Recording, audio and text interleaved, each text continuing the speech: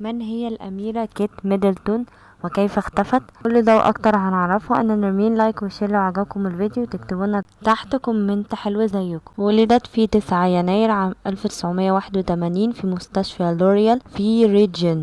ولدت في طبقة متوسطة. الأم كاثرين إليزابيث، أما عن الأب مايكل ميدلتون كان يعمل طيارا. أما عن الأم كانت تعمل مضيفة طيران. كانت عائلتها تعمل بمناجم الفحم قديما. أما عن إخواتها فهم فيليبيا وجيمس. كانت هي الأكبر وانتقلوا إلى الأردن في عمان. فقد افتتح والديها شركة لصناعة مستلزمات الحفلات وإرسالها بالبريد. قد انتقل للطبقة الارستقراطية والتحقت بمارليبور ريجيك، مدرسة خاصة في جنوب غرب إنجلترا.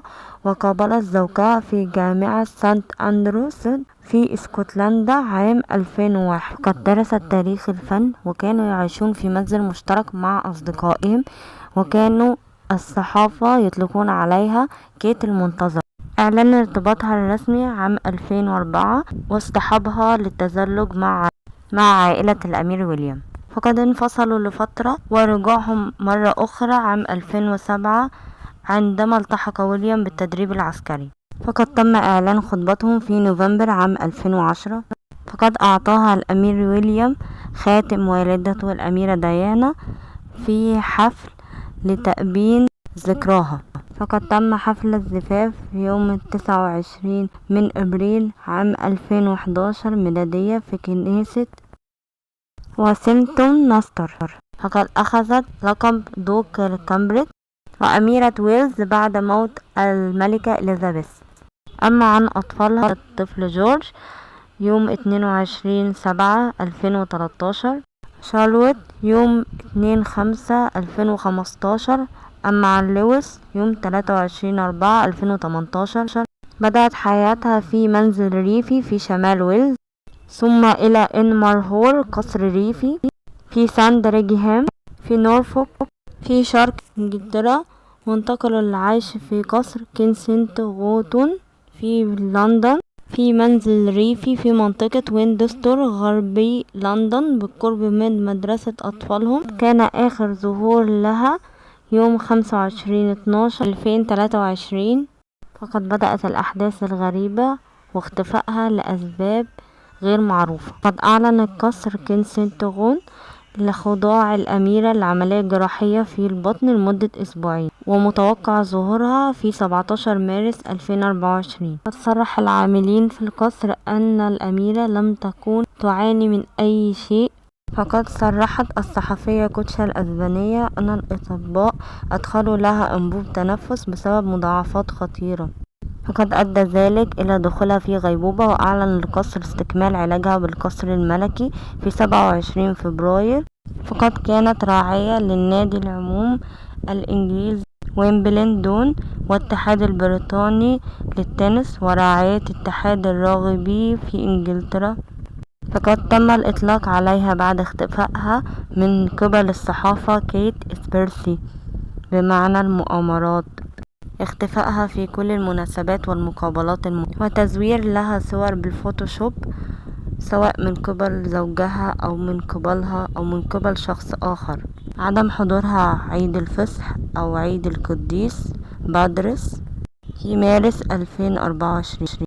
وفي 18 مارس الصحيفة الديلي ميلي نشرت صورة لها في السيارة مع زوجها للتسوق، ولقد كانت صورة مزيفة نشرت من قبل تثير الشكوك حول اختفائها. فقد أشار زوجها إلى عدم الاستقرار في حياته مع كيت بطريقة غير مباشرة، وأيضا ظهورها بلاصق طبي على أصابعها يشبه بمرض البوهيميا، ولم تكن جروح كما ادعت.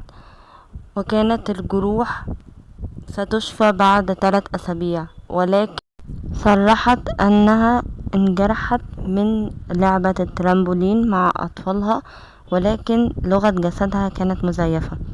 وكانوا مخططين أن يذهبوا لإيطاليا في أيلول القادم، ولكن أعلن القصر خضوعها لعملية جراحية ولم تظهر بعدها.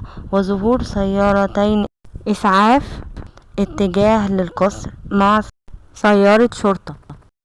فقد زارها مرة واحدة بعد إعلان القصر زوجها، ولكن لم يزورها مرة أخرى، وإعلان الملك بأنه مصاب بالسرطان جاء في نفس الوقت، ولم يزورها أحد من أفراد عائلتها أو أطفالها، ولم تراها الصحافة تخرج من المستشفى. فقد أعلن القصر وفاة توماس كينج سيتون، كان زوج الجابرييلا ويند سيتون، وقد أصيب بجروح في رأسه قبل موته ووجود مسدس بجانب جثمانه، وهناك من يقول أن احتمالية موته في مستشفى عند زيارته لكيت، وهناك من يقول أنه كان مختفي قبل عثور على جثمانه، واحتمالية أن تكون علاقة بينه وبين كيت وتم التخلص منه لرفضها التخلص من الجنين، لخيانة الأمير ويليام لها مع صديقتها روز في علاقة سرية من 2019 عارضة الأزياء السابقة، وكانت متزوجة وصديقة لها، إلى ظهورها بفيديو بالذكاء الصناعي